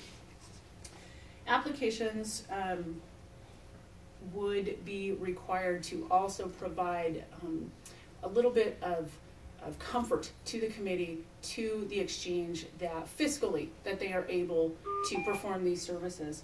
So just, we wanted to put on record that we will be looking at their internal controls, their accounting records and retention policies. They will have to comply with our federal guidelines. They will have to provide reporting and a current list of board of directors, possibly their audits. So while we don't have a final document to prepare or to show the board, we're working on that.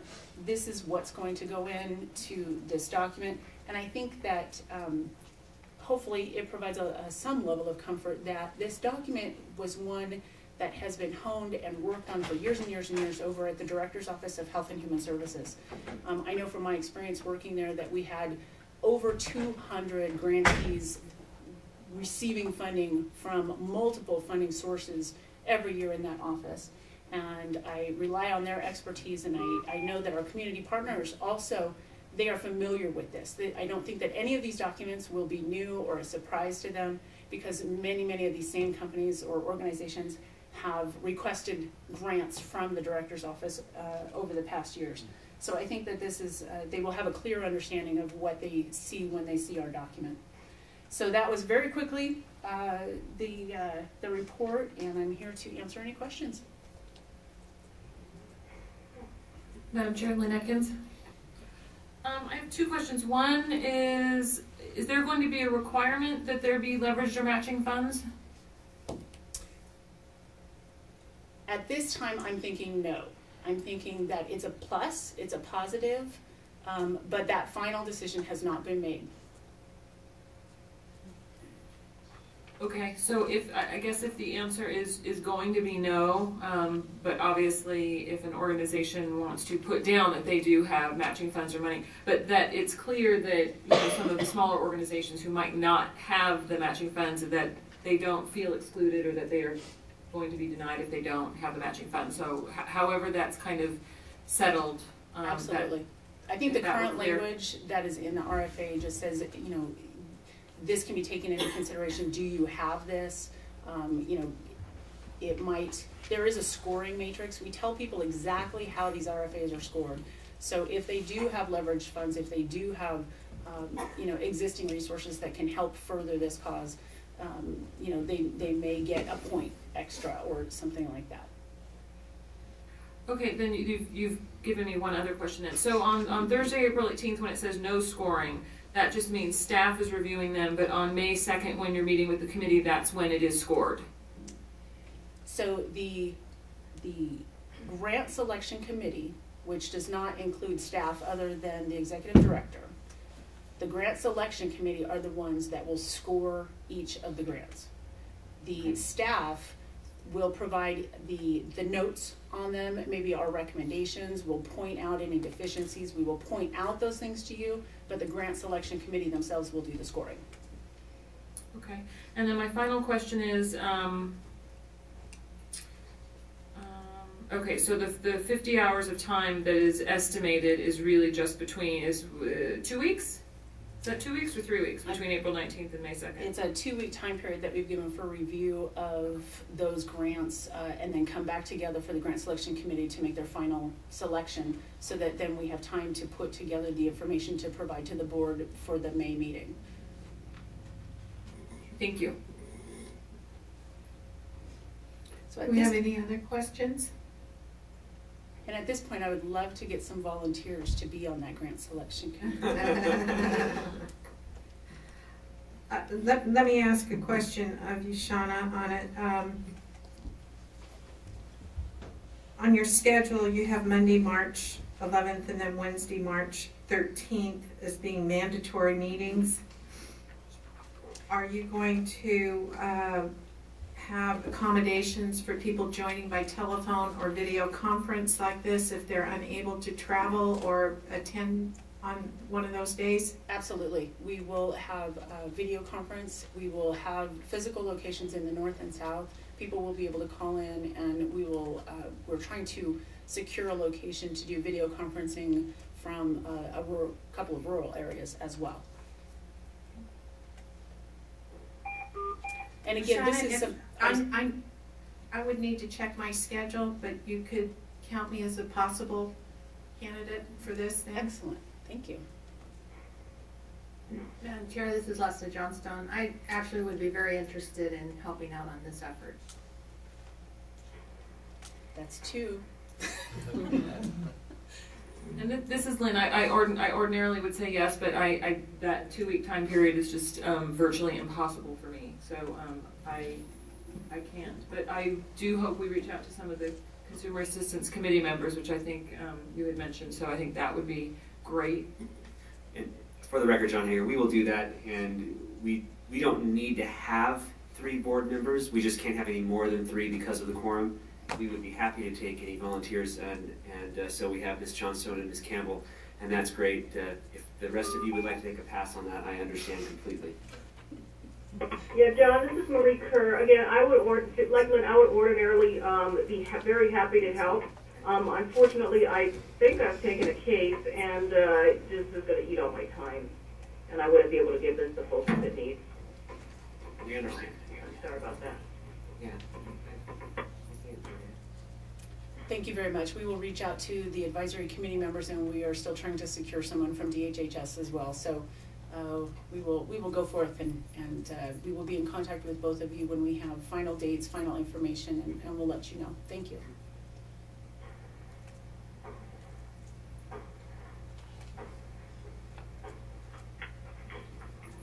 Okay, if we don't have any other comments on this agenda item or any other questions, I'm going to close this item and move ahead to item number 11, which are the recommendations from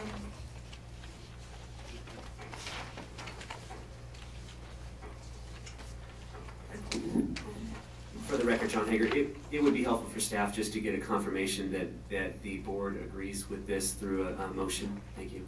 Lynn Atkins, I move that we accept the RFA process as proposed.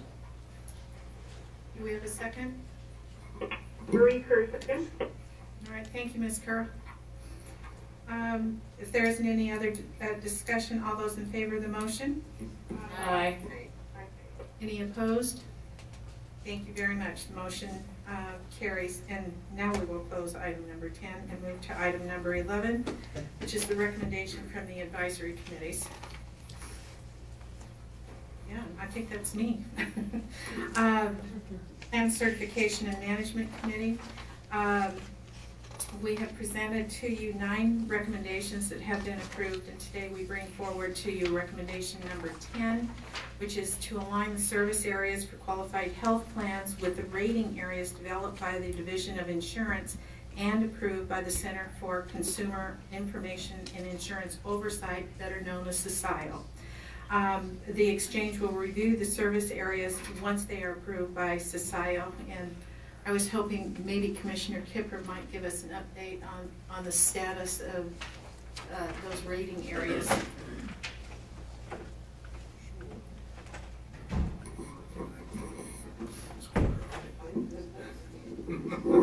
For the record, Scott Kipper. The Division of Insurance has submitted its recommendation for rating areas to CISIO. Those recommended 4 different rating areas. One area being Washoe County, one area being Carson City County, one area being Clark County, and the final 4th area is the balance of the state, with one exception. We recommended that the city of Pahrump be included in Clark County due to the proximity it is to Las Vegas. That was an issue that was pushed back. We were told that you had to use a, if at all possible, 3-digit zip code. To use a 3-digit zip code for Pahrump would also take into account communities such as Tonopah and Beatty, Points North. We countered with the possible use of a 5-digit zip code to include Pahrump, and that has been our submission, and it's under consideration now. We've not received back any declination or confirmation from CSIO of their intention. Okay, so if the board concurs with the recommendation of the committee, it would be contingent upon the approval of CSIO with your recommendation up to them on the rating areas. That's my understanding as well. So if that rating area is declined by CSIO, we would need to bring this back to the board for further consideration. And again, I think the issue that would be of discussion would be the use of the 3-digit zip code versus the use of the 5-digit zip code in those communities. Do we have any questions or comments with the recommendation? For the record, John Hager, one thing just to throw in the mix here, this is a difficult area because we have federal guidance, federal regulations that say the exchange shall establish service areas, and the state shall establish rating areas, which is very clear that the Division of Insurance and the state does the rating areas, and it sounds like we do the service areas, but we also have state statutes that says that the Commissioner of Insurance will establish rating areas and service areas. So we are all in agreement, I think, that these should all be aligned. So while it is a recommendation, or the board's motion would possibly be, or the recommendation was to align the service areas, it's both the board is setting the service area and recommending to the Commissioner of Insurance that we do the same. That it's a complicated subject because the laws don't match. And we've dealt with this before. A lot of times they're not matching. I think we're all thinking along the same lines. Yeah. So, whereas the path to the solution may be long and winding, certainly we are all in agreement that we think that the solution is common to both the exchange and the state. With that, does anyone want to make a motion to approve the recommendation? This is Dr. Ford. I so move. Do we have a second? Okay, motion and second. All those in favor of the motion? Aye. Any opposed? Thank you very much. For the record, the second was from Dr. Klein. All right, I don't think we have anything up on consumer assistance.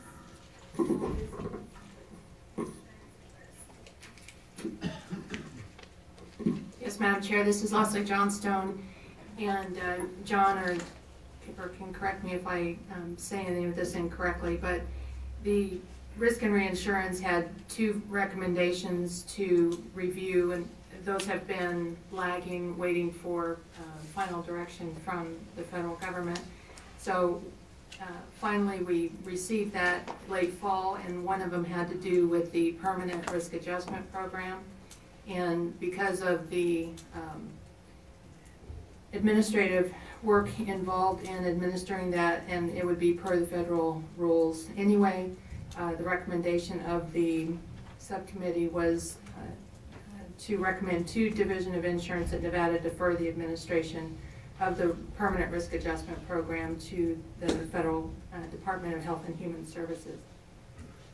The other recommendation that we had been deferring on until we received more direction from Department of Health and Human Services was administration and design of the temporary reinsurance program. And when the final rules came in, I think, November, very limiting on what our choices were for that plan design, and how it would be administered and the cost paid for. So the recommendation on that one was the same, that the Silver State Health Insurance Exchange recommend to the Division of Insurance at Nevada defer the administration of the temporary reinsurance program to the Federal Department of Health and Human Services as well. And with that, I'll take any questions. Do any of the board members have questions of Ms. Johnstone?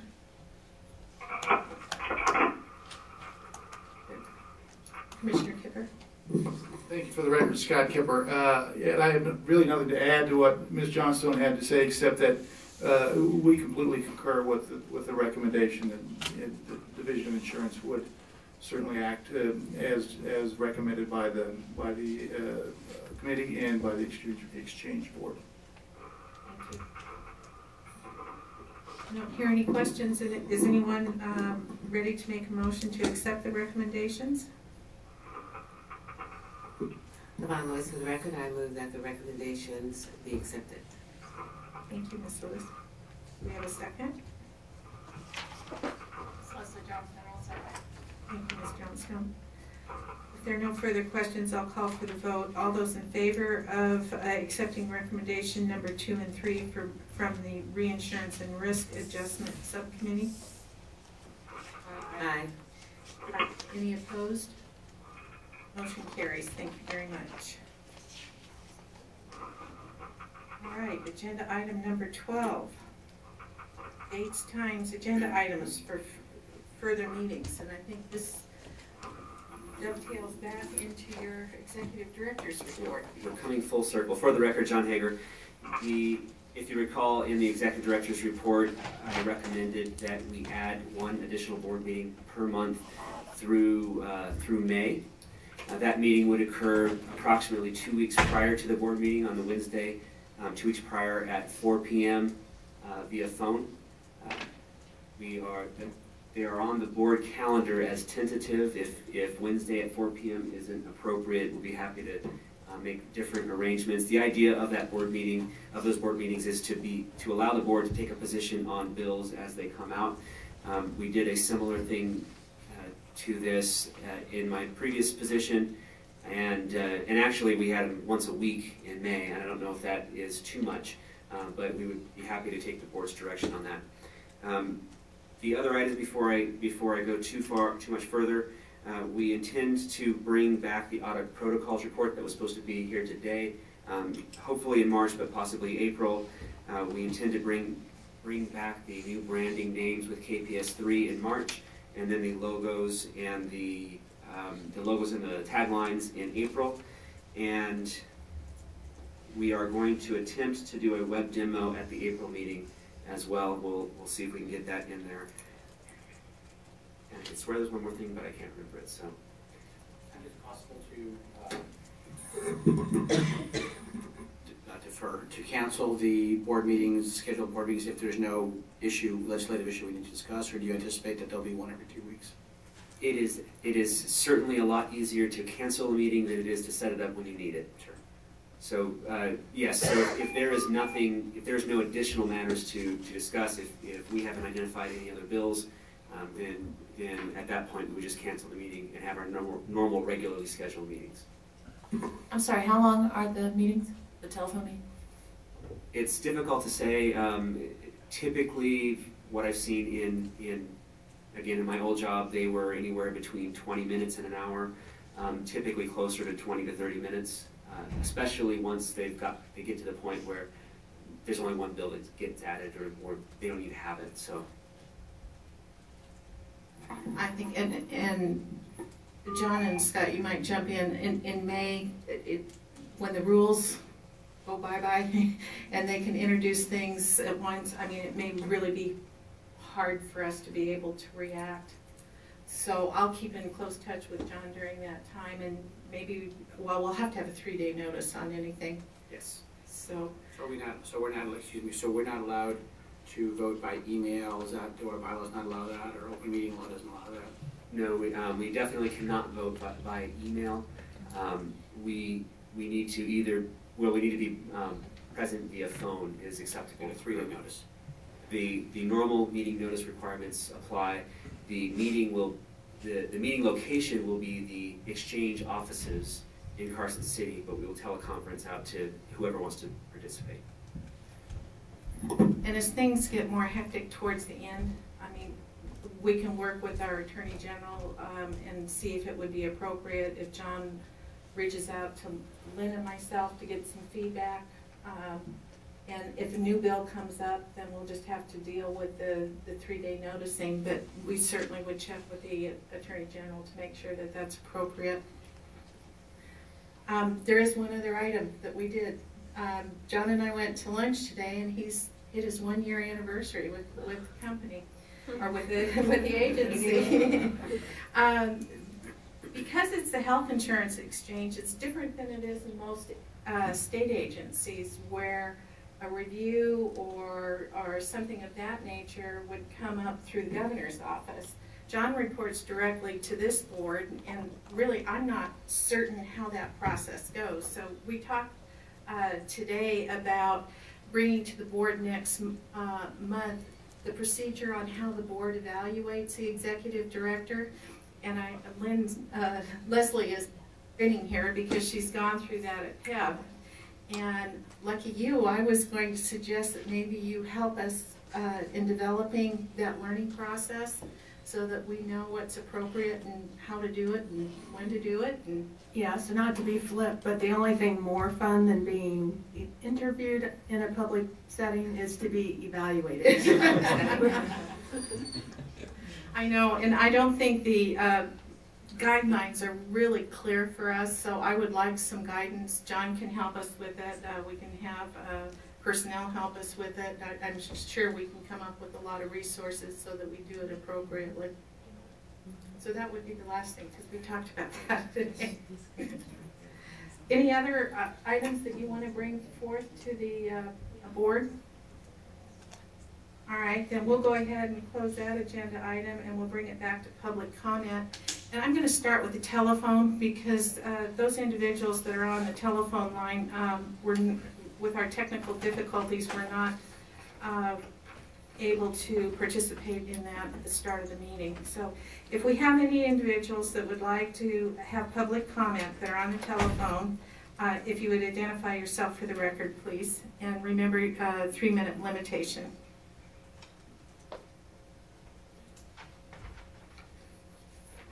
I'm not hearing any. Is there any public comment in Carson City?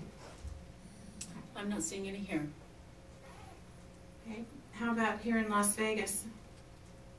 We've got a nod of heads on that. Well, with that, then, I would like to thank everyone for their participation and all their preparation and hard work for this meeting. And we will go ahead and adjourn the meeting and look forward to some of the advisory committee meetings and updates from John. Meeting March 8th, is that our... Should have memorized, but I don't.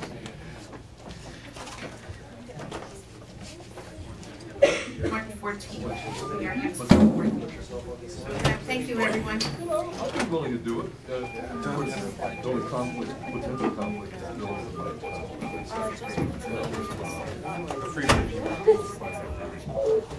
Premium email, not just a bargain basement email, but a premium email.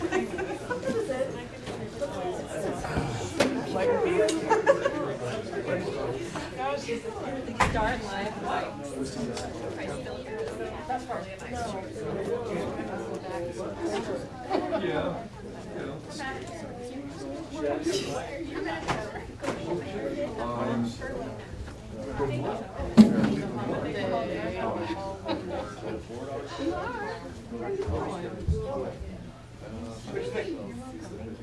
Good job.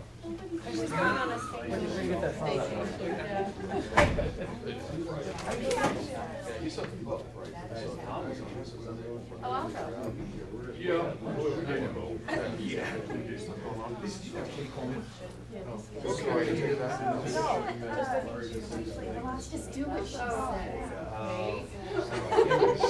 Really? Just you might need to grab something from there. She was supposed to have been in the barbershop party. You want me to take this back for you then? No. Hey, here, head back. Oh, did you? Oh, I already took them. Oh, I didn't. No.